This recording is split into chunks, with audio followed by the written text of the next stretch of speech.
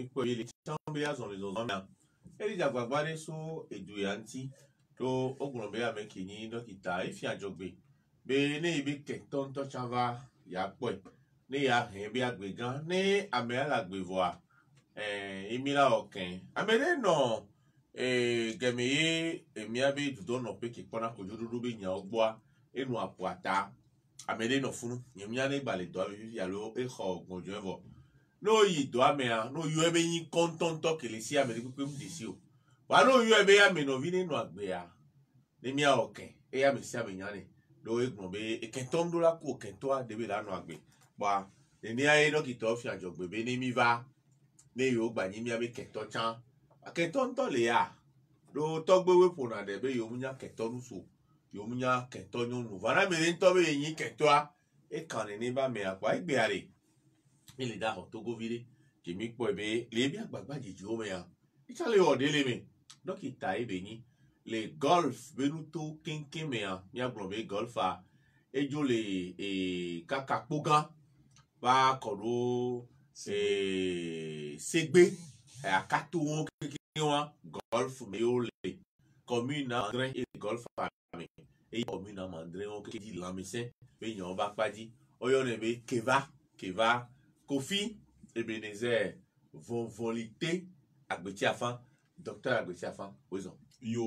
ahobeto au fond de vieux odo ni so do ni so e nyemnyane togbi mayo o alo docteur mayo do adeye yo clean anu nyemnyane ke mayo le pe ameo o ma o ba me lu veve kwa e keji ade wa gbe joko ate asoro da faro enyo oyo no be keva Kofi Ebenezer volité agbeti afan nyemnyane nko amuyo tutu ekwe ma le yu enyire to apenu Kofi e won ji ofi lagbe ye ma Ebenezer ayari Ebenezer ku vovolité a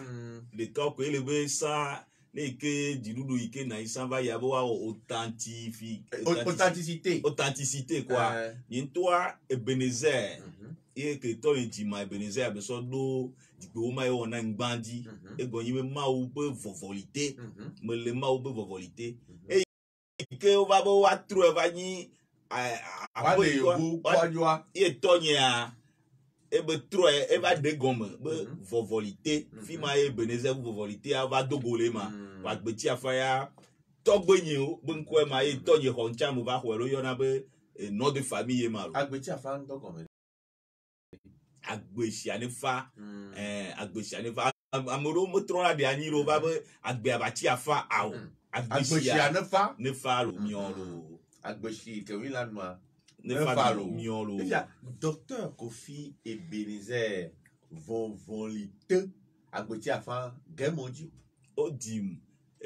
yo le witri wiere kegon le pe apere ka lo fâché que Blandre Voton le ben que mamlea allo blaton le vogbe me glombe le 30 novembre 1973 pe apere ka lo fâché que Blandre Voton et pe wetri we ka ko avec keke gbagbe oji o le fiko le lome odi le lome le fiko le be lome be ape dome be ape dome ye ye ma dispensaire de bain dispensaire les quand on tombe pas de tout et faut vite cuire les de dome ye ma fi mo di o le wa yo di ma no ye me le ko se wetri tomo quoi et do de no ni ya ne ko kwa mo fa no ne ko fi ma me la ko si tomo ni ne ka fi d'autres de no je ba do lo am if ya le eto wa le ko yo ne eto yen ko to togbi kojo sate agbeti afa gbando ko yo mo ne fa ne ro togbe Kofi awo togbe kojo sate agbeti afa gbanto ngaga o yana to abe sate ade nkore onye tonye to ba gbenu no keke a dase didi onyine kwa la pobe eke togbe nyele dia dikwi ko dina ngelo bi lo di vi po ekuna o di ko ekuna dina ko ekuna ne bele mapa e tonye so tonye dia eke va divia et il coupe le doigt de que me gapou et le be le tonye be me gbe ami ameton il va voir que qu'on oli nire wa ye o va so adan nko sesere we ni togyo to sia togyo be nko togyo ji nko asova wa ye be khwe ni ya wa kojo be sategbana kojo ne te haivo ya eto kojo sate yema agbeti afa obe enyi togbi tutuba enyi agbeti afa bantoa nke o elebe tavigne le besus ani timia tavigne ho fiozipi agban oyo ba yasu eke musia elebe ebeome ake fume ameye asiano na kwa etonye ye ovacha be ba no siate kwa edo agbeti afa gbanto wani ma se gome a eto ikome gavayi eni come gavayi wa jo eto nto vayi etonya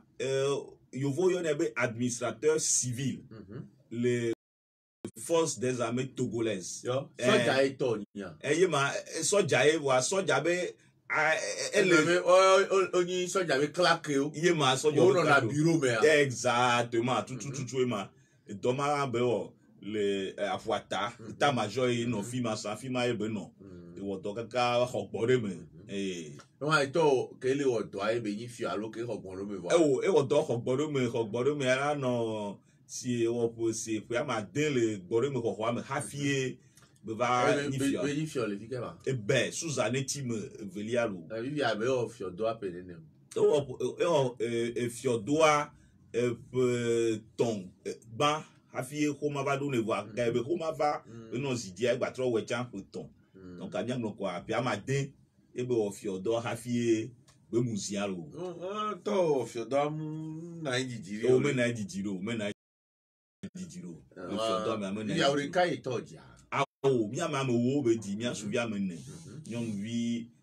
amade wa nyon vi ameton dongonin hafi nya me va do hafi nsuvi o va nyon vi bo chongba va we ni nsuvi tutuba le nsuvi o do me a enye ni tutuma ti si are o eno ya de ko ya eno yen be nkoto nsugan vide me tutuvi ko ya so salivero nusugan vide me tutuvi obe do de no so ya de ho do ke no ya eno nyani assistante sociale beni o do les affaires sociales donc do que do onema ni bien mené ni mi ano ya ji nyam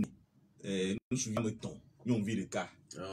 to amu no le ka be de o awo na via ma ton na no asinye que mi atoa no ama de ye be di to ajagbagba vire ye su ba gbe ni akwe ko de ya ya no ya potole a awo jogbo fo to no cha mo ga ba na nyo ike mi atojo for the cam gbe ko a eva kpolo mi anu achanjoro nka o ye o me fe o segbere ono no jojo kaba de fi ma edo viviti ani mi ma wa ma obo na mi akwe ko de ni aro fifiari fike ye dokita Ebenezer Kofi Agbeti Afa no ebe vi family ba me glensa iko o ji le mo me a no ebe do a le dispensaire de Béa le Béa no ebe wo la fête sociale a ne ko me a eva no pour fedo le film ha film trop bova ke mi gbo a mi no ebe ya ke mi no mi ve ti ane wa ane ho be ko ke mi no me gba don kututu yo va me nya be fi mi no amama ni togbi fifi les alive togbi kuju no tro e ko no da po me ema kwa me to mon popo ya di de gbede ni a sasu kuju kejina habeto ema pe kaka e ke bi tro gbova mi no ebesuzame mi me didile besiam gbo fima ni miatogbe ba apomele ma kwa fima me de school gomele fika school la me wa bozopo le école méthodiste de le hétéro clinique hôtel de l'Itisaka fima mo abozopo le abovi ko abogan le que me jo le fima me va y pas de sous avec school là et que hétéro be konditia me wo so désert me wo so ana desito e fima me do gbene go le be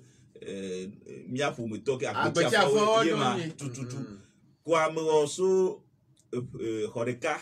ka va yi hwa de fi ma mo ho CPDL ma bon mia trova don ku de mi que mi pas les filles me va y coller oh ba gbon ji re ko yo le ko ka ko to wa ti cha ke we ho wa do ti cha na me ma be de ka va ma e ya onye me ngro na be gbero alo ya bro am fe il y a mettre en grand vie et va le hom le CM1 et CM2 et ye madame a jalere cha hom le ho ton o khone nga wa me fe o be ti susu me na o o be tu susu me na nya we ele bena le ke kadodo ike de ke no mia mea ma globe me va ni major les filles ma quoi les hormones me CM1 CM2 ou C1 C2 quoi oni teacher ike les filles ma ka le nya kadodo ike no na teacher ku major do me ka pia la va ya quoi ma globe mo wa me vomo ya o cho major ya lo school do le ya no le auto nyori ya make le na premier e na major o na be kapla tabo kuku no le wa ni major le classe teacher mio ya school ke mi ya kol Bubakara le mi gbe o premier middle school in septembre automne ni fin automne le mi gbe o évaluation tout gba kwa make le premier yo so na major yo do na me premier deuxième troisième no gbe ba classe avec quoi amego wele ngodo kote anyame a wawe kafna nom le kanobe na school kao wo do ba paji mi agbere ni ako mo yin mu me vivi over mi aba po nko gbe ara ko ama mata ya mi se me kan ya lebe le mi do le se de école jumelée classe jumelée mi classe jumelée mi pas CM1 mi va CM2 on fait bouger on fait déplacer de nia wa le grand me nto be school ale nto le nya ba vile na nanyi kwa amere be nya mu vone ye ni le classe de chanya nya we amusugo jona le nyi amere be ya me di la plan wa ke ma te no ya gbo kwa do wa to jona ji ni to ya ho kwa bon me fi ma nya nya me do ku ki grand le ko ele be nui ke jebo wa wo le papla pa ji ku to mo kwa mi one kwa na be mi kwimi le nyire nto kaka vana mi agbola po mo jisi jila nyu ye itocha agogo ya menina fofon na me agité préparé de o na ni calcul mental de o na ni mi la ogbo we la ba ima nu o awo na mi a eyo elinto le mi dina vevi tone mi do devoir de kudu ya ma pora me mama do do ku hala odola do ku tu mi vo tu mi vo mi le dire po miawa basese miaruji le mawu ko me mi le dire po miawa basese miaruji le mawu ko me aya be kan me ho mi dayo to kire ko ebi do ran mi nona choso mi nona je be gbe ai ma kele pa kala do ho ko aja be ke devoir anto eta jigomuvo ye mi wone cha kama me ya sebe ko libo mo gba no fu school view wa me pia mo nto ne mi wo devoir aka ovoir que ne me puis vetonne aton me wo la kwa nto la nya pa ekeji le agari ho kwa ni no blana pa nya na me do blana pa in school a nya nyemo na non pas du tout on a pe fu vide ya lo o ha no be o ma o pe fu wa e cha ni nyare ma ma ya ni kan di be e la fe me popo eru to gbo be nyawe la fe me to cha mi ato am e do so ja be vi attention affaire sociale be do to be vi ale ke o be fe o le na mi no la le o be Kofi Oyin na o me alo be ze Ebenezer enkoto kekeani Bechalel Ebenezer elle Bible amen Bechalel Ebenezer ele go itokuru no to na la etonya yona be becha eno echa yona be becha wa comme toi Ebenezer merocho yola be bechalo ele becha ya no po yema ebi ya no po ba ho me adu papra ku to ale ke be yin na oui mia globe le mia be comme gama me anyawe a na te gbo mia to enyi ame plitele tutugba kwa amu vana ba kona blanc noir eno eno e clan catholique e ma tutu goto be kokoro kwa na be mia ba pro me a ame subo le kwa me vana vevito divio o lava ko nu voir gameli ele be game mia potele mia to la no be mia potele a gameli gamia suvo kwa me sia me la jo la ye be nu plape eye dodoli ne le fond to ike la we amera tutuna kune amera tutuna fokpane amera plus asaji hihemu agboji mo kekewa akula gba keke amesha me ko be do ele be mia to nya me dia dodo ba me benyi wa so e o mi atop na me vide nyama blablu nyama blablu mo video no pour la mille school o mi ato ya jona mi propre awe gama me a nya to mi donku wa bi de be wona ye me kona ye jona jinum te won ne fu na me ya ro ne fu vo kwa ya tro yo ve alors me be fu na me va ne le fuita ne ko ba ne daba et revient à zéro ne be ya po ame wu no ye o so me ne kai ye mu jalo jina o ko ake compteur a lo ti a trop so de va papa me ko do ablore ko on remet tout à plat fani fino vone ne keke voir après elle va yo ne adon aha aja hanu e nu ke to nya no la woni mi kui la du chala do gbo wa alwa veda la njo teno ga me de voilà lo do dia do haji alo karo alo ya la tu lo bo topora nu go fi po mpura ni to yemi dira po ni ba no ko la ba tro so ti fi mala no aga to no bloroti no ko se ga mi kui ba tro ba ji khoro ba so ba no gba oru so gba olagba hoba ke olagba hoba la gba dudu akira kro ajike ya no le pomine ni ami ano mi na ja o de da pomia le do kwa me mi kui ko la lo kwa be la tu kwa do de yo la yo ba va no ya ngo ya ba de pe ti te tu kwa ya be ame nejo bi anu ko are tutubo la nya anu ko agbo we pu na wa no mi agbeji la gbogbo to wa enu ko la pu o nglen na o la pu nyere garo mo do mu onu oro bo la pu wa mi to glone ni mi glone ni mi donc que la ko e de na ba ne de yegdo kwa mzirika mo da po ba le gbo le we pu na me la saji ku to mo ho be pu na ho ga me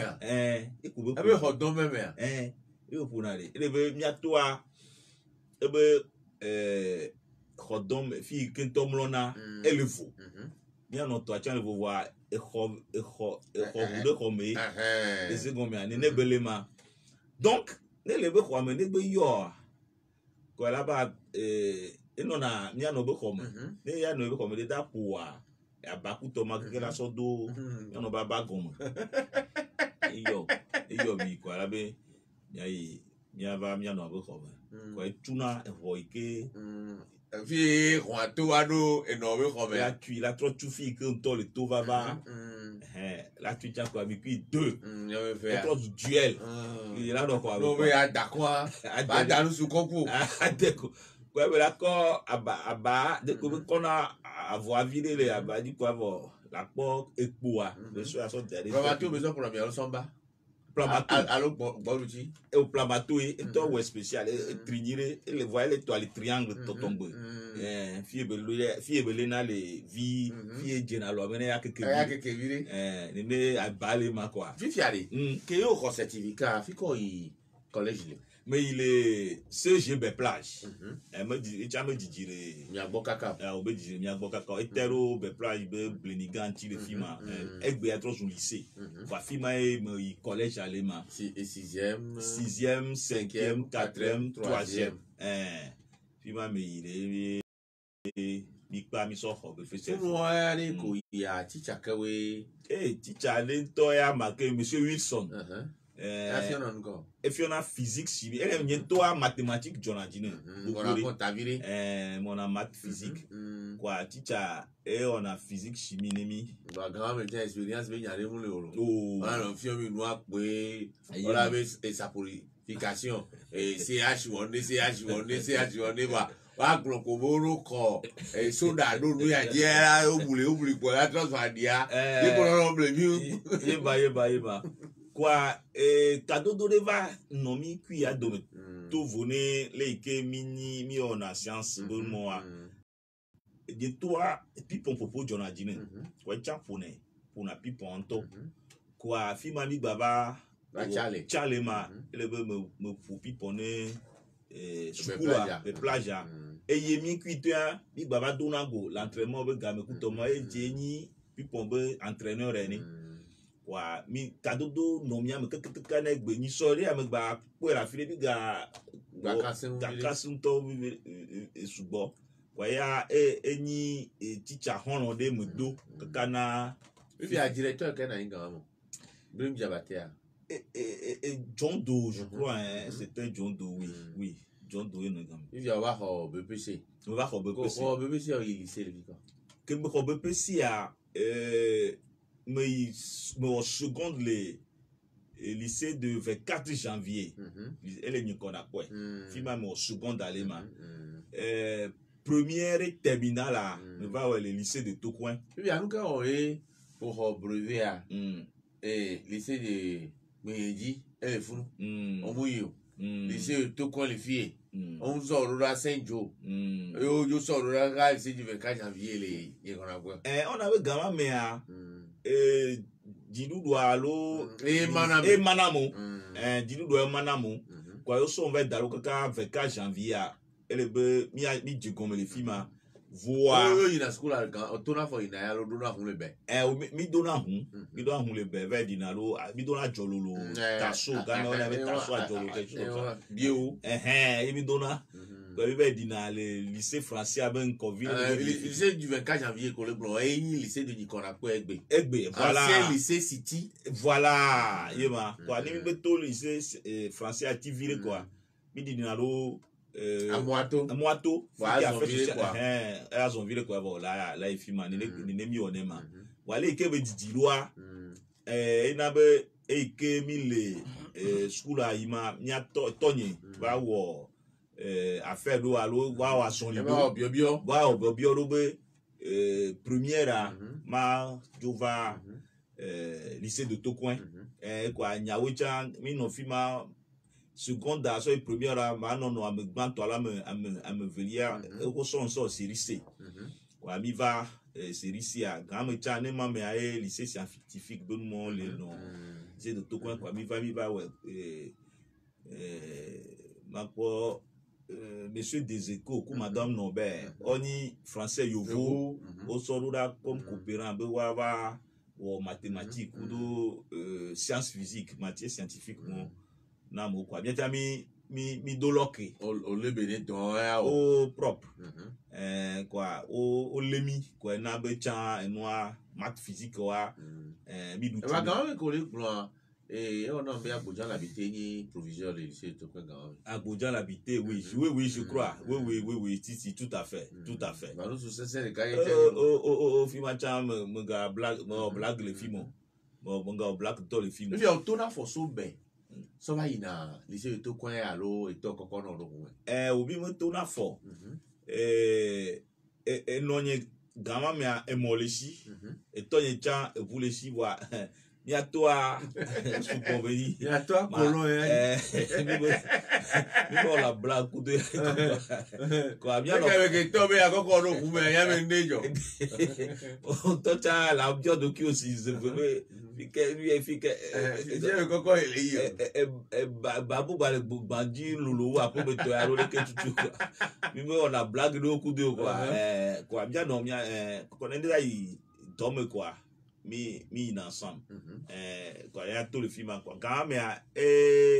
va au dans le beshime affaire sociale non beshime c'est le cas le film egbe me gba le film va au dans film va non travail retraite ma quoi koko na mi ba no la koko lo mo adi so yi gamea bébé moto bekan tout à fait les ligam be kuna quoi e koko na mi ya gbogbo me ari gbogbo mi acha galmo eba koko na ne galmo mi zona gbona mi beto mi tona amotivé mi dire toi dit beto amotivé ba chiam quoi mi va konaro photo venavi quoi ni mi ngel du chibe quoi la po be chiam le film quoi bo mi ya po mi tona me ma calibra abudi eye ma tutu ma mo po do mo aba to africain mo nu tout à fait dagui ba bia ko ma quoi moi ta quoi ato na mujoga tout ato commissaire hobe yema dollar evo le moi dire quoi yema lo ya moi ne ma si gomea ko isukuru kaka do terminal la omugo nyemego ka do terminal nyemego c'est mais c'est back il est back à 92 wa jogbo voto Antonia 92 anu ke va be me am bobo me bobo am sugonjo le be me wa bia jami jo bia jami jo ko ina be anima me a ni mo school mi o inscription d'abord mi o inscription le campus a dit médecine mi o inscription na wa ke am wa jo le kwa me ke ko mi a de vi mi mi a to am jo wa mi Antonia mi no be nya ye be vi le kere ke kutoko lo mi jo mi a to e nine mais toi ça jagan e glode pe de ko bia no be pa o jojo ti ko mi le mi jojo ifiko mi so dia mi gana me mi jo e gana agbozume de lu fi ma mi no e ma kaka mi aba gboa oyi to amoto school di lo me ka bia mi va o demande d'annulation d'année no a médecine là ne le gain o me gana zevo quoi mi va annulation ko o tutu ne mi on a petit tout pas toi ya gun ya gun vai ke mi trova 93 ans mais mi wea médecine gana me ya me ge eni se tutu gba me ge le egbo we nke na o ve o chame ya o ji dokita do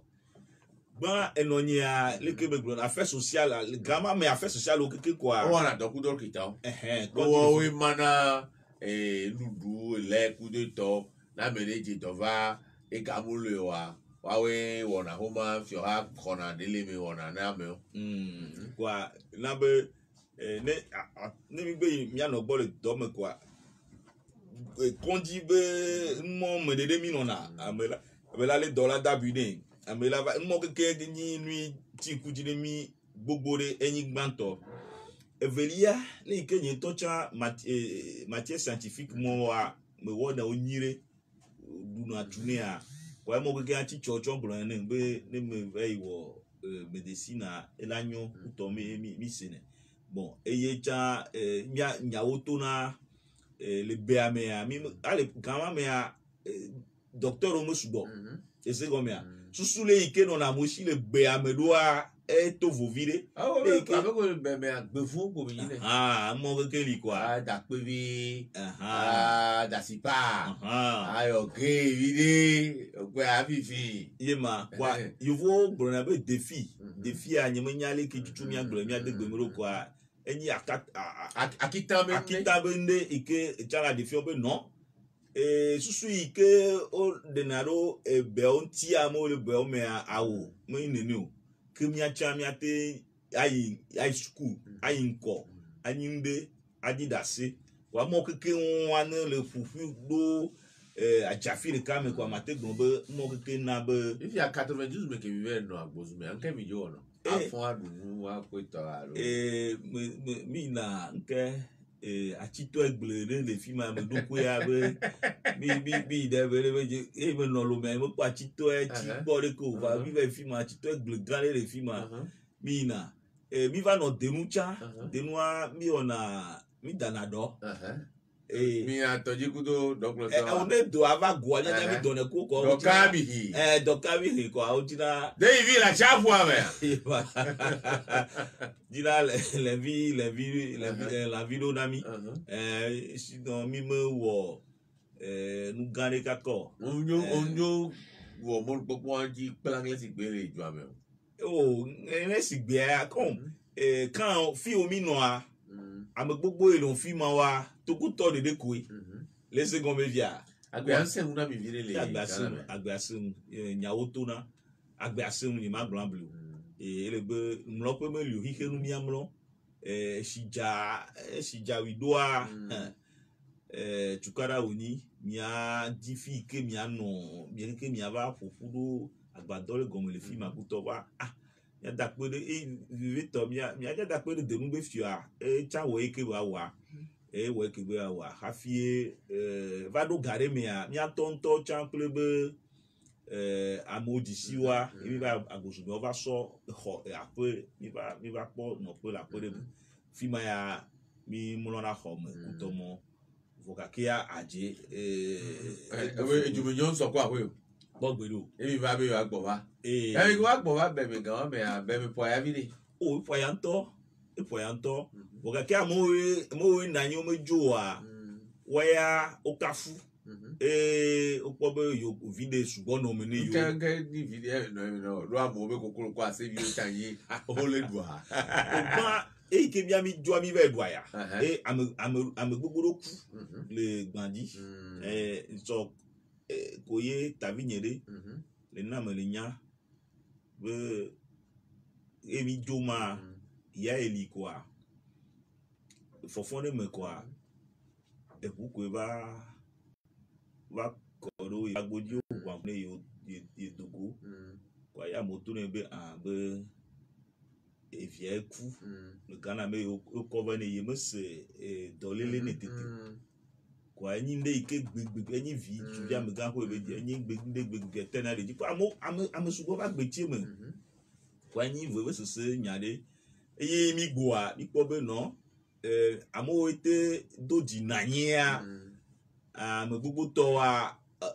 nde wo ba no alono eye vegwa me grono fifia be pe manya me gui ba mo nanyia oyi sukul oluji troyi pe ikela le do ho yeye me mi gba no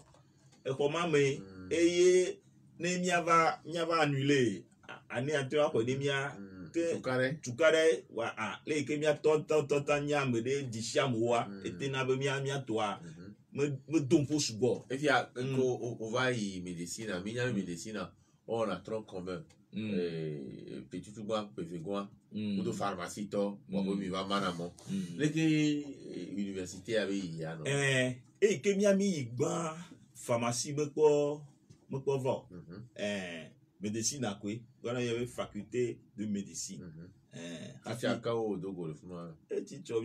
il y a le professeur James par exemple anatomie nemi fima nous suggère que on veut c'est où la me coco maintenant c'est marqué mi affaire enyi america mi ma ngro be gbero gba ike mi do kwa me a iye gbegbe ya laba fiomi nu gbantoa kebe hun azerika do kwa me a omu ibe o tugbe be stocksal kebe do kwa azerika kwa bonjour a que la son so kwa mo nu la be tableau a dia e wo premier paragraphe de chapitre parce que le propos de mia mi kosebe ele casse de mi wa comme amo e gere kwa besa oya le globia video le po ko we kebe o premier que do tableau azerika be so cré quoi ton noa tata fu klobototore yo be os comme ça bien you gado le po wa mo le dudi que kuto ta ke we bo ko tutu ya we du ka gbe to ya mi vudu to kure wa no mais à me venir à check maman ma que le professeur aidé et beko yomone fani oh et tiens un sourire venir ce sento mais on noa que on noa ye l'été d'odi bio et jabo ye be senu ya comme moi là il tableau que son a créé quand on a nulard avec elle ameton et le nid la so flemmard amle ko e ma ameton me pojo kwa me polo e ma kwa e do janti do bo balo o bo bien y avait assez lu ko be gloire tableau a dit nulard faible soulier kwa cha ka matière le que vient matière le bien de go que me fiona no c'est to biophysique c'est to am e ka ko ni amri togo wone ina bene Gabon bukile kadina se kako wone et kutri kupu mia no il y a comme que oui school là quand même ko school là mais quand on va donc première année ça y mi kono nyo sugo ayo gbogbo to ni docteur fifia amoro chomo ni docteur wa ogbano mi abela mesebe nu omo amo e ba globo mo ni docteur wa e ke o chomo nu tu si su ne ma america le me ya mirate de chine mi tape google bi fi ona be adekambi toidi egbe me a ele CDC Atlanta eni tokoto gare o recherche e ke no Marseille et au docu professeur Raoul Ike ben ko bi senale professeur Raoul que le covid be nyame professeur Raoul ni le Marseille be kondi grand mais ni amo pona laboratoire di beta docteur Adekambia eni adjoint résultat eni gomonoto et l'Atlanta o do le Georgia dans le hydroxychloroquine qui est nyaba do fifia kagame dans le dit Adekambia ne mi be taper Adekambi ADEKAMBI ateta bio là ayema quoi oh jamais nous na fier la teta mi apo nui be fi me mi de via e so vi ga pompo ya gbaja yi wo conférence grande la donc aller ne ko be dina se to ko tore wa mete wo mi ke wo inscription en médecine première année mi ke ko baka chalo ju e chava i Ghana mi ke no Ghana e ja go pereka mi ku ke wo be plage atan so 6e Ghana 3e Ghana 6e A pour 6e Belly donc mi ko évoluer que lycée de Toko mo que quoi et ja mi en médecine ensemble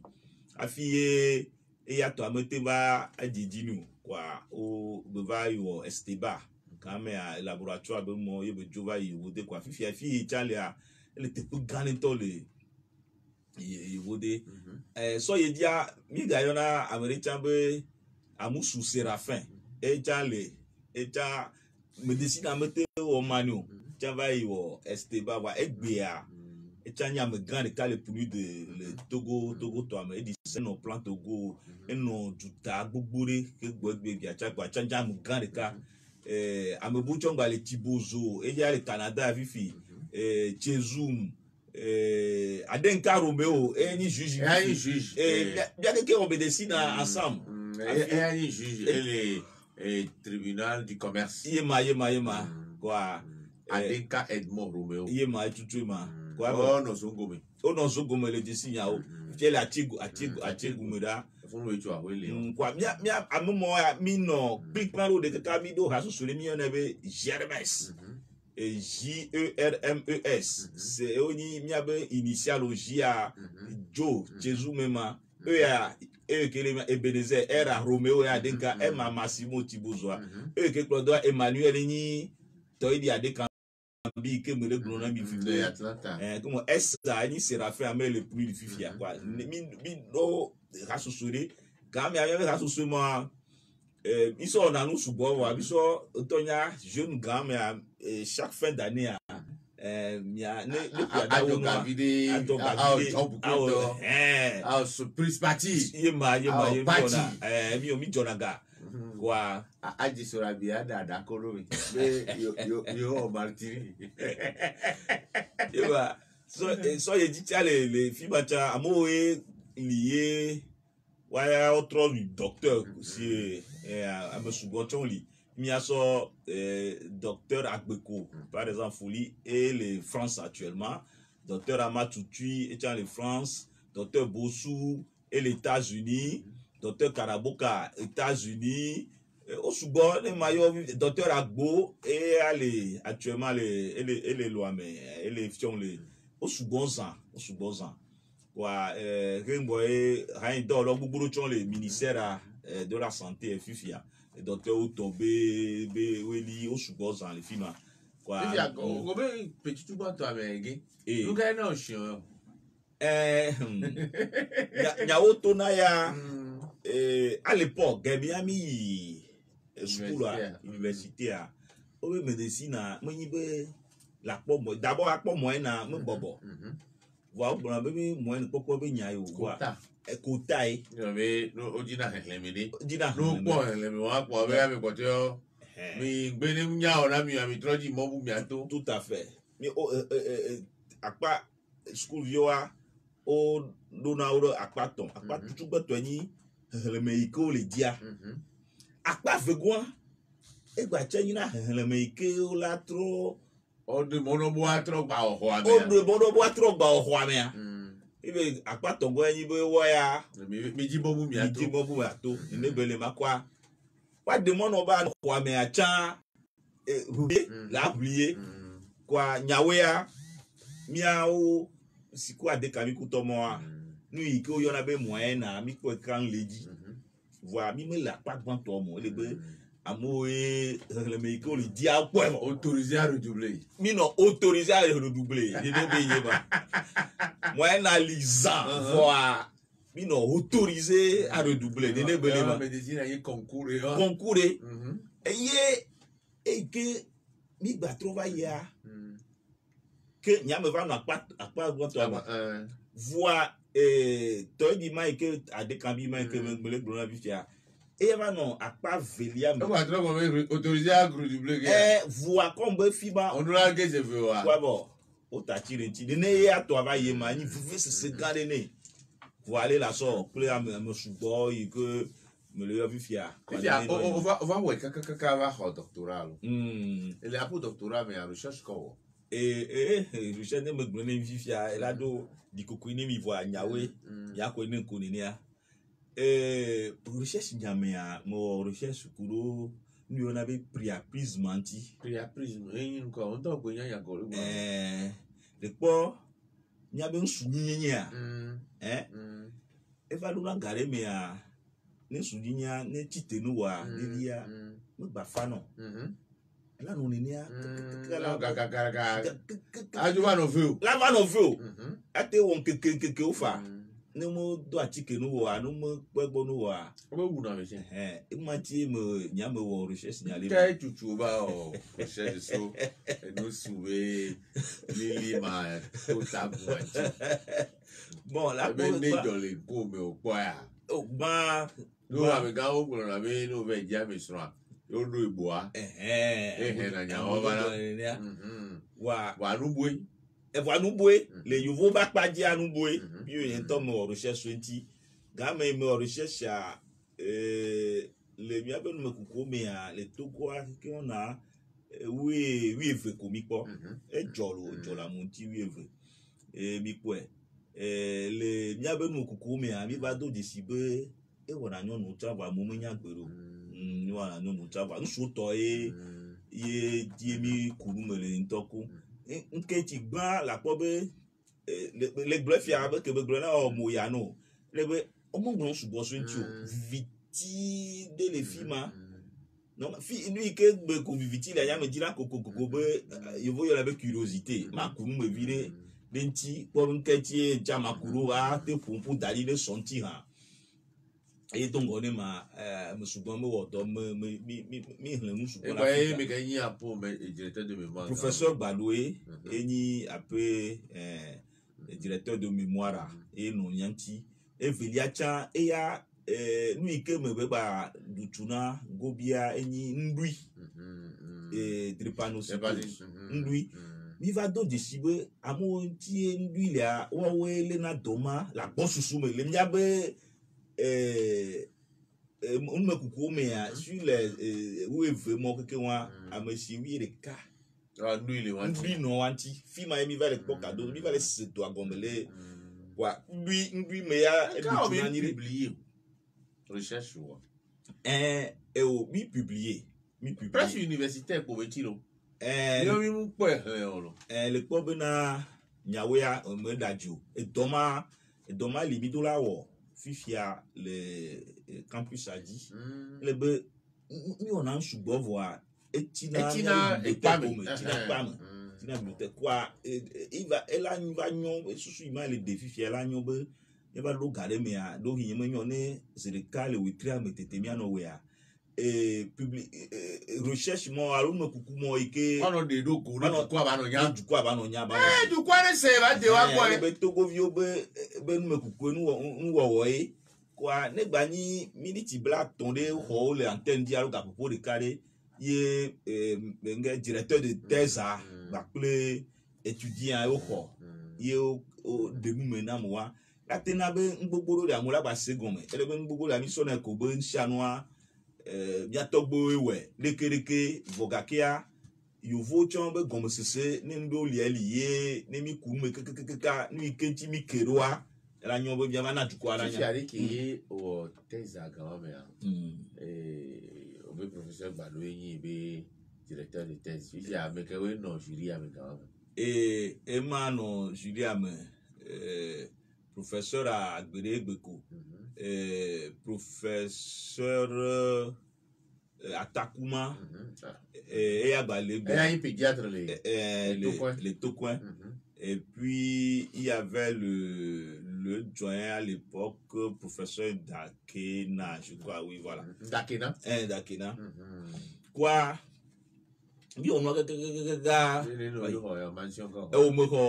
mention peut-être elle be les kento tade les senyama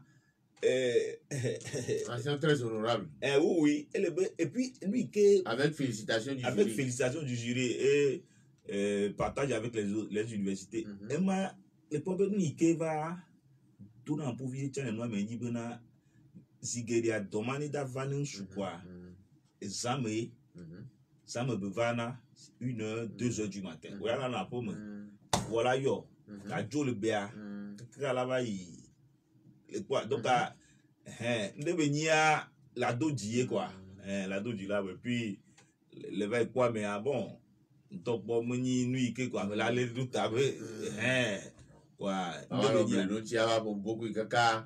va me la do abina me quoi yema quoi nuit continue na me ko ve représenter thèse à grand mais to kudo no ole alo e oli e di jo alo di jo ni rento be fiagan na igam to ya classe Mauko beto over Joseph eva samedi tocha so bagida ple to bia jale to lini be du con me tombe sur Javier fio lo to fio o da pareto ni over va no mianti ye o contrôle po wa jile jo ye ma ye tutu ma be ko be nu gbegble o le a enu nyo ja to na be ye ma enu nyo ta de même ministre Dadi kudo adodo Prosper Adodo e be amomo e to hawe ancien ministre des affaires étrangères kudo ministre Dadi ancien ministre des finances e to ye be fufu e yoni kwa ochon onomianti kwa noa edo pepere fifia ko docteur ko Joseph no o gba wa o be ku no be ka ba ni pédiatre ye ma tutu ma me gba ba o pédiatrie e be devi o be do e pe nene o gba so wa e pe amaton e me so we o pe ame ni alo pe ama asire ke do o sion pereka o gu pereka no o pe ama asire ke wa pe ama asire ke o va au doctorat ba to ba o pe amaton so ho pédiatrie benoa e mo ke mo le loame vo me baba wo perika ku fanya blanville tout le peuple le wida so ho santé publique. Expert en santé publique. Santé publique. Nous avons fait une formation pour informatique, médicale, vaccinologie, tuberculologie. Nous, expert en informatique médicale. Pour le moment, il y a collègue enfin, Togo Toro le Juta, c'est à Marseille. Togo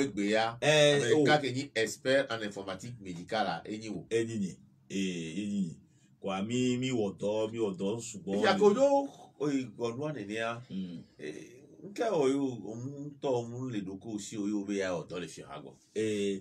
La probena so kaka keme mi le pas que mi ko ya doctorat zerika à l'époque essayer enfin essayer mon popole la médecine le pas zerika CHU Tocoin eux on est grand même elle a été remis on avait faisant fonction d'interne et que interne que le pas 7e année wa me pas soutenance de thèse le taux interne va me pas docteur à Chambibo pour une FFI faisant fonction d'interne quoi tu as tout coin que bien mis les romans quoi et au contrat nemi on a 80 000 je crois que bien tôt les millions quoi bon que bien dit pas c'est quoi à contrat va tu quoi tu as mis signé quoi mi temps dans les films à mi do fioko do me baima quoi bi le ouais avec quoi bien me penser bien me penser me la home me penser ne parmi ces B que au université grand mère et puis tu vois peu fait quoi mais quoi au school yo y va plus ou grand mi a travaillé ngodo me vile sokaka manglombe sokaka collège au même collège temps collège bien le collège so collège qui mi ton 6e 10 mois nyani toi et mon bouba ou vide dans même ça la petite on to ou docteur Agbetia fa mais le collège quand même school via de vieux les school quoi mais au mi tu peux y vieux ça puisque plein de qui a dona mam bocal lui a roba govire mais et le a ta gagner le no apam soin et ça na nous la godi dana zogbon koko pour akasa mon quoi chamo sonnet dans les films mais lo petit que c'est quand demain ne me midi a ni ko ça va quoi conta va pas conta comme so ga me am ton m'a dit auto doji so ga me au 6e auto doji so pe school là mina quoi que me va do que me ho BPC mais secondaire me va ton répétition dit me va ton fion me va ton fion le belé que bi on a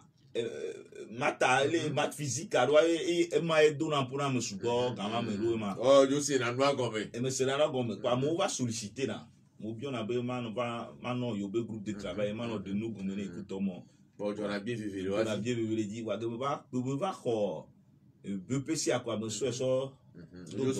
do mais tu na noa mo on a ga à l'époque on a 4 000 francs par mois quoi de l'été quoi elle va me toi à l'époque quoi à l'époque au temps la trop de fonctionnaire quoi doit aller vivre né elle aller vivre né ouais que me les ya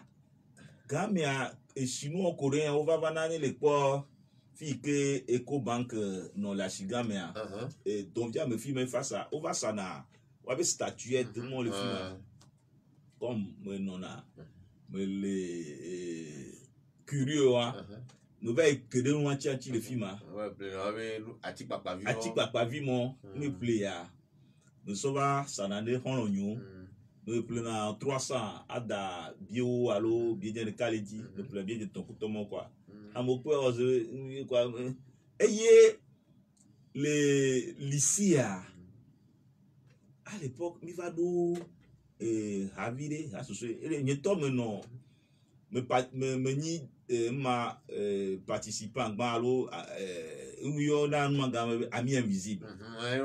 game ni mouvement de na beklidi mirao miano ko leta na miano no maji si miano no ka ela ro kare pe pola be a egbe a ameke ni holo ko jesi o a ajesi lo nusu wi ngoro na ko ba nyonu wi yema nyonu wi la ngoro ko ba nusu wi tout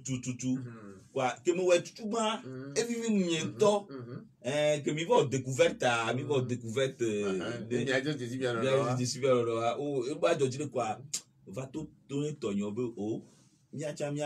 tendo ha quoi rapido mi do hare mi on est à l'époque cercle athée CAT cercle athée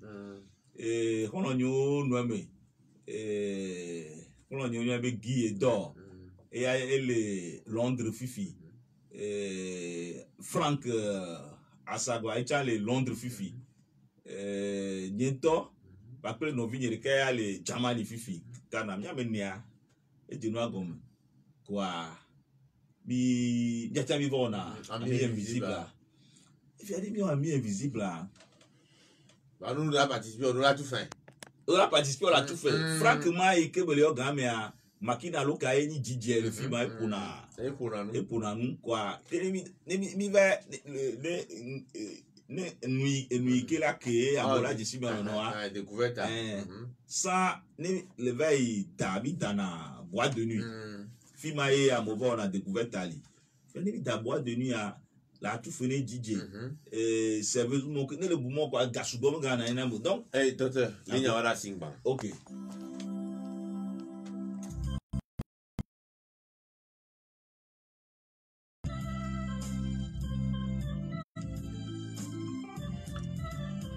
No vive mi se mi amen con le 95.5 que le jugo via Gujanja venya kawe mo di mi le pomi chan le la Gazette du Togo di et mi le canson pour dodo kita Kofi et Bénézer volonté Agbetia femme et le directeur préfectoral de la santé Golf et nous ko me to kaka bon oui me va le dodo kita do egbe e be le gnonomi ba obene yoda o ami invisible découverte ne yoda boîte yoda DJ coup de toa yo wa konta kaka ni gbaso na gbora yo kwa mi va be no la nyoa le groupe ami ale ke la me fi mi va so DJ Dome so bodyguard sécurité quoi mi le we chaka va do afilia va pobe boîte be dada be ganto de dia suna gbovire le pe yin na nu ke suna gbo le e ba hora gale mi asiki ke ba ga o yo to ga be kuvi oui va dire boîte devant nous bientôt mi asiade ma do nyowo à l'époque au hôtel de février egbeko yomene fane directeur ino finance le commandant Tamele eni amele que so he be nu jona jide wa mi va louer boîte à pour le film gama boîte à chess BCBG gama on avait chess on avait BCBG déjà mon pour aller nous on avait chess gama certain monsieur Tété je pense ni ame on a demandé quoi monsieur Tété il va louer boîte à monsieur Tété mi kona gama quoi mi va do disibe gale mi a louer à découverte à boîte à les tutu be o nkejo que mi ami dans mi découverte à les films à boîte à mon battu pour ça ouais mi va mi découverte les que Amovana commandant tojo on a trouvé des vieux chaque fois dans le montant en dehors de découverte il va on a soirée locaux soirée exotica avant exotica mais on a organisé na soirée locaux non fallait que bi fait bi ami Amovana le ami invité le oui à school ça wawe milado ni abe correspondant le school me là non mobilisé à monemi quoi na be ndebe nia jeune on était mi non il sort même gamme quoi do réseau quoi wale bi da onde nene quoi o bana quoi bi ve po commandant Tamele egbeko yo mene fani ya o me buta me te bloquer de ko yo un certain monsieur non monsieur Tété ani e pona na di ko et yo chef service maintenant ça wa mi o sirika no le ma va donc quoi ma gbe no o do be comme no te cha gbe ko no me fait ya monsieur Folie yo on était à 4 avec mon équipe et mi glognon que condition que mi bilo nous que une affaire de bonnes conditions quoi mi a mi louer boîte chaque mois mi non à tout finir. Pense à l'époque c'était 400 000 hein mi tout l'année mais me vont mi on matinée de cas dimanche à au mi pendant le mois et le so ka vena au tro ka André gagner quoi matinée à pas et mi ton et nous dit le film c'est vrai ben mianto mi o ga vida bi ba tro jana ndo le me et sono ben mo mi doli on se bol me voir eni voiture qui va non vraiment la vaut et bien auto va so encore ne be BC ava bon chic bon genre le bena chess il va fifier le ba moi anya ben bon chic bon genre et on BC oui son corps il y avait groupe ami Tonio que nani onwa il y avait Yvon qui est à Belgique maintenant Joël qui est là avec le Move on adore le Move les Messiga Popo et aller Allemagne et les France et les informatique mais voilà elle est d'ici on était il y a Yvon Lawson il y a le Belgique Fifia Joël Lawson qui est à Move, Messiga Popo et puis moi. Donc on avait c'était un trio très solide. Il mi sort de Nebounois Léo. Fifia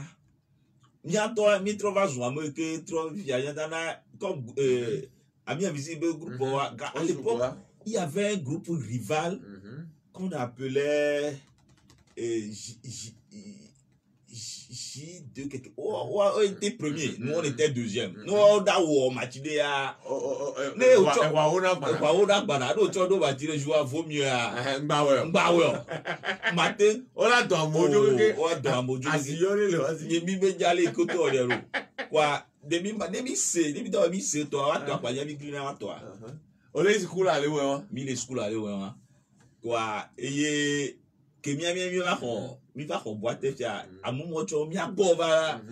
mi o va pona vivi mi o cho va pona vivi ele mi ja we force quoi mi ja bi mi kokona ga ire mi kokona de quoi Chess Anthony te pele go matinée à computer me le chi le loi mo quoi il va trop te pele boîte à me keke quoi et mon keke na be mi le school voir mi aller ouais il fi am ke va jo et ke mi le woni ni a comité national Miss Togo to va on a wabe élection Miss Togo nowhere on va dans boîte les fous mi va ponao mi a hobby ça donc ami a mi trop on a soirée spéciale Miss nous y a no pas ne amosebe Miss le dauphine wa cheso bona quoi no palais de congrès hein I don't know where les combien garo mo salfa sawa allo salle Concorde quoi auto pour va boîte Evo. On peut tout jardin avec Pova. On va. Mi on est kudo artiste Ochan, Amoplo, Kofi Olomide va. C'est pareil. Magic System. O mi kudo Asafo, Antoja. Asalfo. Mi va va do garder mais mi va les clics manto e. Les artistes gango Orus Mabele, amo que va y grand mo koko abe le colagnon non moi marqué dira kudo souvent cigarette ou et non antine et il y a Pierre Adams oh bien quoi il y a des fois dada parce que cigarette ou que ni sponsor de diable boîte à décoré et Pierre Adams quel que soit fait que il y a quoi et il y a dada bien bon va terminer quoi mon qui na kaba me Gavire national. Gavire chana. Oh, le deuxième année quoi plein. Nkaba les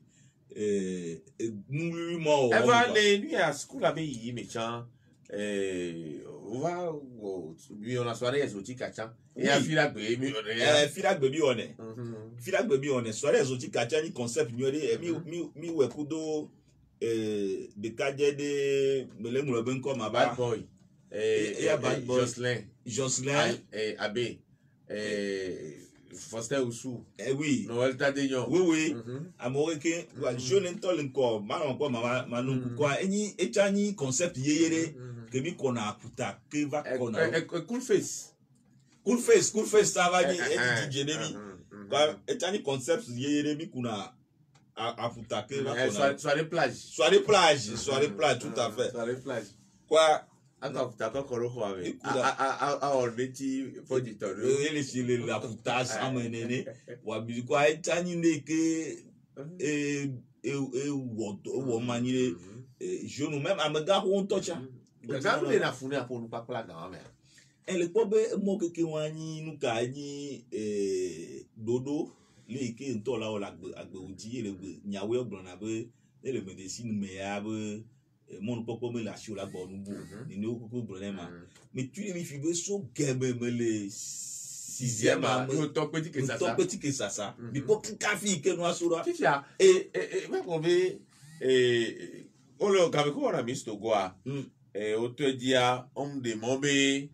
94 mais on a on de mombe school vie ko université ayo ba majive kwa bien mi to Miss Campus dit yema mais Miss Campus a Soussou we alors yema il y a Soussou effectivement pour Patrick Amenda to yema que mi blene mi abe nem o bisto go a zigede mi pona monsieur Baka me to gbere club pour le fia elebe bisa appelé Dauphino avec au chat a o champagne ko a do di don wa mi mi do de sibena non à un moment on va inajuta à pour le Togo ben comme va étudiant au moins inagamamo amo school koko ike no bo tonye étudiant la tête qui lobe français gbea la duike fofomado wa quoi nya no ku nya ni mi tro yin gbo do me da gemo na bisa na va do interview be ka bi kole be o ma na se vire oui o kakare quoi bi va be o enu ya nya cha nya wo étudiant to ko nya pole ike bah il doit mis ça va à Miss Campus avec bien Miss Mr Campus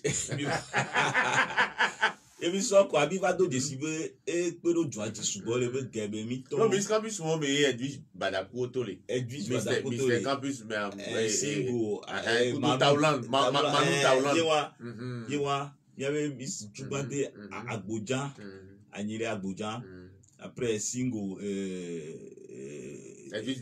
Badakou tu as vu pour le cas vivre comme Miss Yumoa so bova et toi ni Burkina Faso vo Américain le campus a dit le biku do avion il va trophée à bova quoi bi sous game et Patrick Amenda ni mi ami bi da Miss Campus quoi et va animer na nemi ye mi proposer non comité national Miss Togo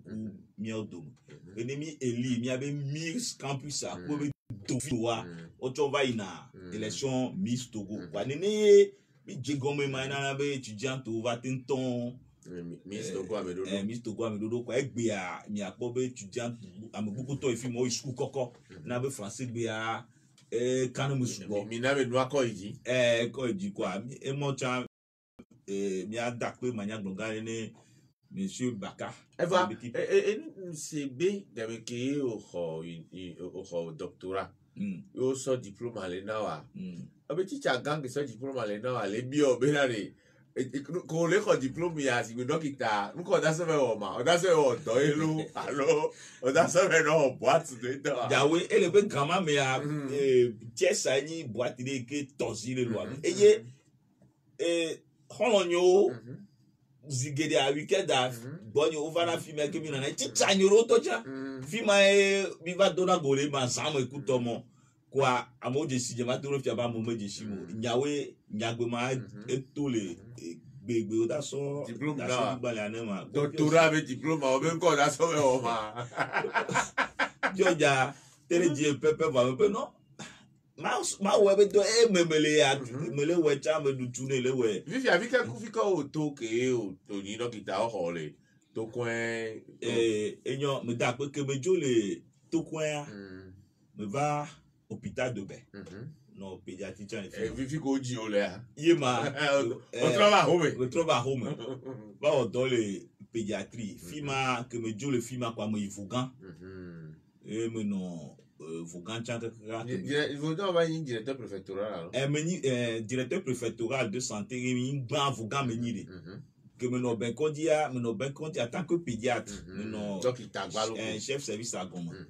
Et il me donc quand fima il me va nomination à l'EMA. So il Vaughan.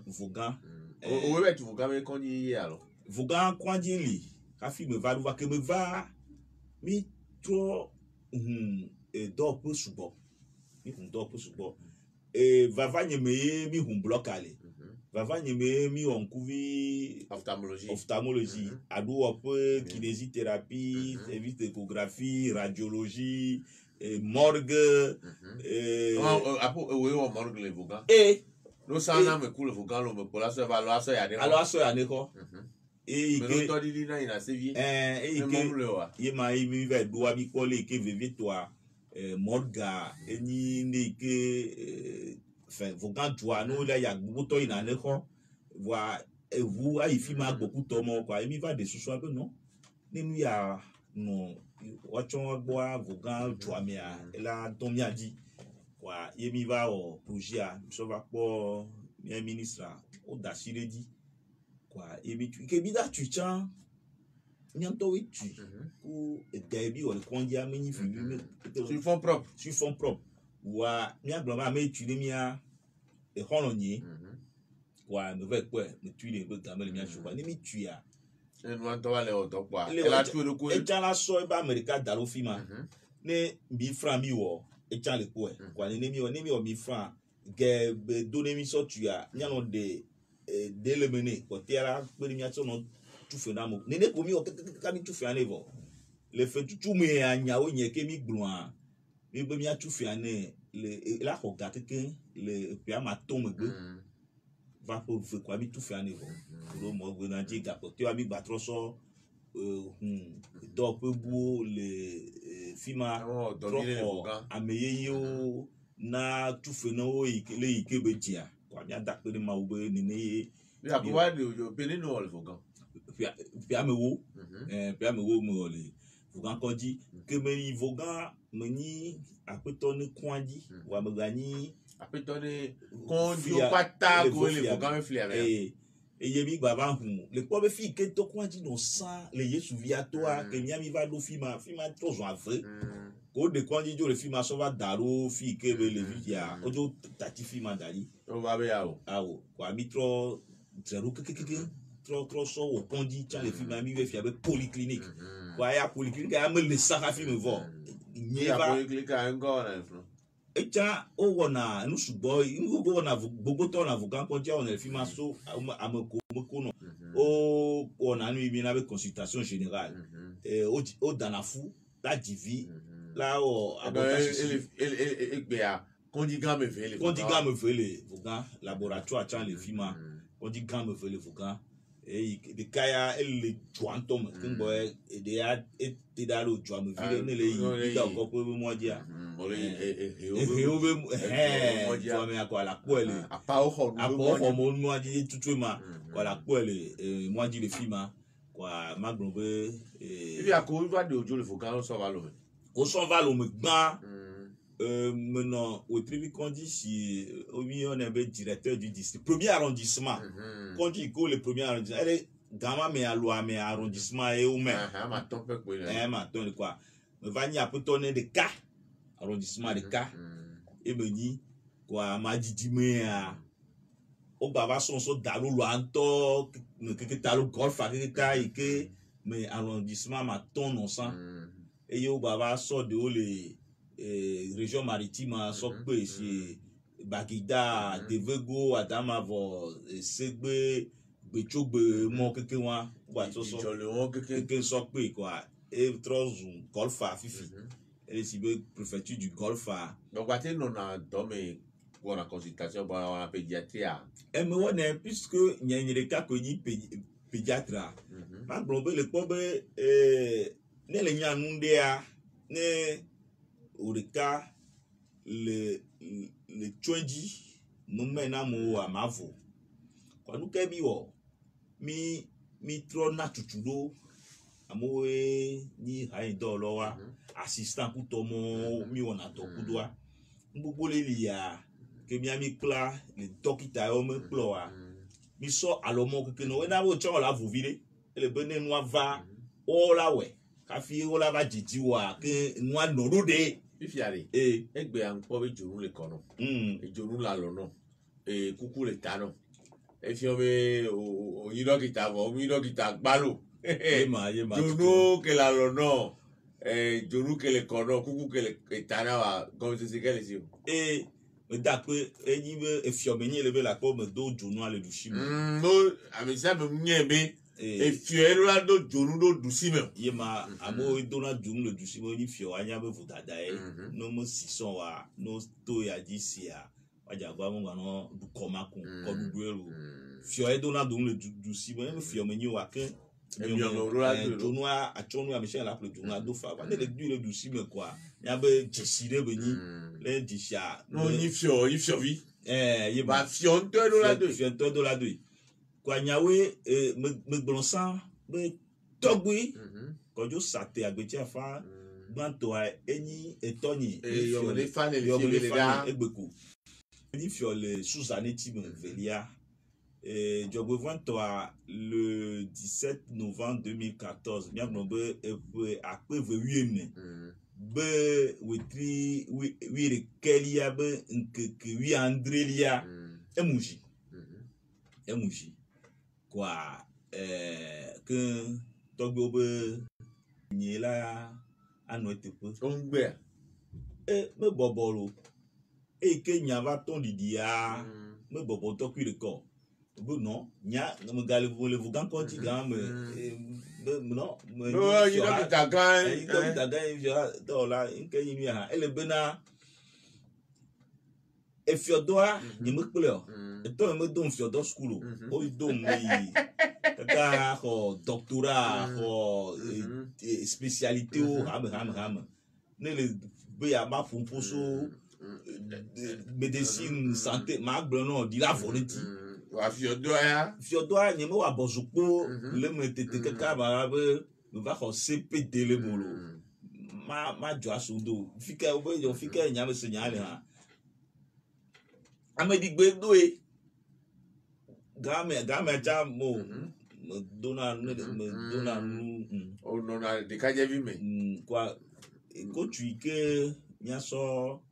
wo madola wo bi amor mo ne nya be ami ani mi da ocho a me bobo no kwa gbegbe mi a pelu a ko tu a me pli ma tie me big man ma mi o ko va do togbi o chon le fi ma ko kwa zani a togbi o ba ti tejo le mi a ti to me senyare ko kwa o dani lo la be ma va bon ko lu le toro nya no vi ni am dada ni go nyere ka ko yo le yan ke ngbo ke me do ha me a me ko ta shi nyere ka me ko ta vi nyere ka le togbi on ti be ko navi de ka ple dine ka la mo quoi et puis o be ma va que me yi quoi OK me do ma ko ya me ple ko tu o be a unya me abase a to for sa so di na mama de oh va eto ya di uni am ko to ba ta pe gari ni kwa o de lo po gari to gombe de ha be mado me so do lo po aye me da lo po la boko gba me de tutu gba ma me school ko me université be côté va nya le ko dana lo po la mi no fi oru be vi o ja absolument ele bebere yo ba da lo po la bo le ya be kokwa gbo me nya ko odo bo so me titri le film ane be wene me li ka gripli drogue ba me mali lo ba cha be li ne ya ye wo me jo le me shabune ke bi ne kwa ye kwa konu ikola wa o we adome mate gbonyo ko ke kwa emi dogo ba to mi ga la que nous ko abonye sese c'est dit be o gbo fi oro o po ha me ya yo me gba se gbere me da ga yo be Kofi Ebenezer Vovolitoro ketrozu togbiro ka me sia me si o nyawo kwa ko me no si di ko so fu aso nene ko mi le togbi aja wen nyawo yo togbi class fanta nene ko mi le ja wen evo Tonyo docteur o Gamé a préfet de Vova à Bedibia. Et maire à John le film à John préfet Jérôme Kokulekede. Jérôme Kokulekede va à John va mettre à peu vocal tomber vocal cadre les kemi ni de quoi tomber calibre au docteur va docteur Meyoti il va dire John docteur de Togbilo. Docteur de Togbira. Directrice régionale, le FIMA, Haïdolo, collègue beaucoup de Togbira. Amechame de Podou. Quoi. So, Gameye. Yo, de coach à d'aller. De coach à d'aller. Il y a le temps, il y a le et peut-être il faut dire me donner coach. Bon, bien agbe. Bien agbe. Adui. Aïe, matin. Il y a non, il couille. Il y a et Togbe. Minyabe oni rappeur chanson on a rap vidéo alors si me rap nous do me on gbogbo to me glon rap me to dit le collège semaine culturelle no gboda okure culturelle be plage quoi la pon le ndé me ko pour le film on a va te rap bien o ma rap ko on sujet ka ma so rapport no les filles mi pompo kudo leke na gbe ba isan jide ole sinya kele glo le ko pero bobo o rewe mi le jo pate ina boata o fi keto ta ko iboata mi la le lo je gba iboata ko ke bi aje ko de ba so te mi ka toza je gba ya o pate to na anubi ya anu ha lo to ko mi lo ha je se bro moi fiane da we fait la si que kala ba yi que ka si ai zangue là bas filé que mo disi abo disi o lo ku bien mo quoi to ba gbe am bobo le be le if you tell me do na kojoa e to nya ni da de kojoa do na kojo san kuragbe jame je gome ya mo bobo ni mo le be ka me no fukan kuragbe la no gbo to mo se et de funu quoi me va dès le week-end dit et me ate kan me va vivre toi et que me va le loi me fifia e ba do kan me ne wu et que be kojo wana midina ele bena chami nyotoli e wono to nyinti e garu mo to ane kojo do va nenia me minasini togbigan bene de togbi de perenti ene miawe alo ma po togbi ke soanye elbe e do talenti e fi malo mama bobi mama mi ele mo agodo e panko church e ri a e koji pa le funa yema boyana togbi kablecha amuzu rate anonti quoi togbi ala gro tangana galmo quoi apero to wa pour bi point ya et puis point nyawe a nyeme gba puipo voa me pujijire le be que no médecine me popi pone faculté de médecine et me wo karaté cha me représenter on a karaté oui j'ai fait me wo shotokan wo taekwondo et maintenant université d'équipe me vraiment on dit yo la le point oh pour doa ka ke o be egunsipo e npo na lendo o voa de bio bi o no gomene fi a oni me trouve fia Togbe Kofi Ebenezer Vovolité agouti afan et de son divia et me de son me divi a me ton son encore akwe acha do le vivani de gbenu ela ni no vi o de kokoko la ni le film akwa echa ele to di fia me obisu ganle ma bro echa experience ele enu me subo ele be to me fo ne le po me son gbogbo ma keke drota ke apon la première a de fou elle a de fou vide dokita doit to de dia me po na me fou eye be gba ba so Fyodor a so prière echa edefuvire eye àwọn ará ń jú bá jùlọ lọ kàdé mi abẹ dèjò lókùdó ní wọn kékeré kọrẹ ní tọgbẹ ọkọ abẹ ẹgbẹ o be tona benore le be me fi ajogbe le fi male ike que me da do dokita ba uni ma mi won be o prêter serment serment d'Hippocrate mi fi ajogbe le fi ma togbe nya me cha mi fi ajogbe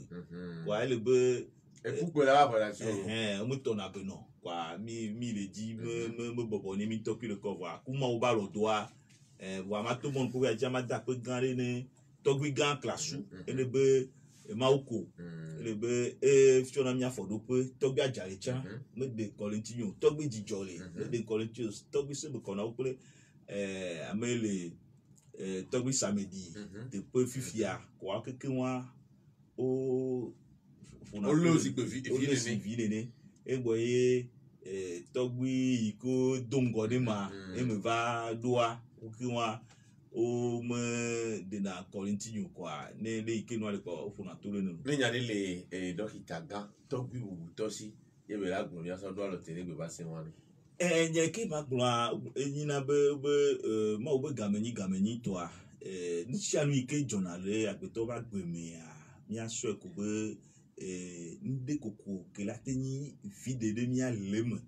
ye be jona ele be na togbi ogbon na be enu foncha enu enyi leme kwa le kike akenu ala sese ni micha mi mo ga bufo mi ama wo fo amia a no bi ese be ni na mi si jeje ni nu ya ike me milia ni je go mi adoji si nwe to kike akeleme ni mi aso tu ni ba gbero de gbebe nya me te ba le wo gbogbo yo fifi anye ma te gbon be me clear la file o me gbon sa anye me to gbe school apo alo ni ma te gbon be ni to ape nse je tayo vokakia ale ike ma wa plom do yenya be nkogbe to da si de le ava so no vo e kin be ma tondo me ma ton jaro me pora bere ma tem a panko nu ha kwa mo so na gbenya keke so na da se di bende ni kwa nsia no ike va do murura la gbenye me le gare me ya nde taye ne mo va tendo murura me ba agbe me gbon be un ka taye e nu ya ni o kwa vivi to cha ni be viwa ni mi diwa mi ba no so e ko be le ike français yuvo gbon be mi ya isukuru a ye ko mi ayo awo de mi ya so english to wa mi ko be zigede ani de jo gale school a deja o gba nanawo tutudodo e so mi am ko nya eke la deviner yo kwa ele be mi a tro lebene mi a ba gbe a mi le ro mi da pe togbi Kofi Ebenezer volonté à Gauthier Fami ta pe ni mi ameko do to mi ajan mi yo nyabe ata Bruno Fidelis mais sans couteau bye bye.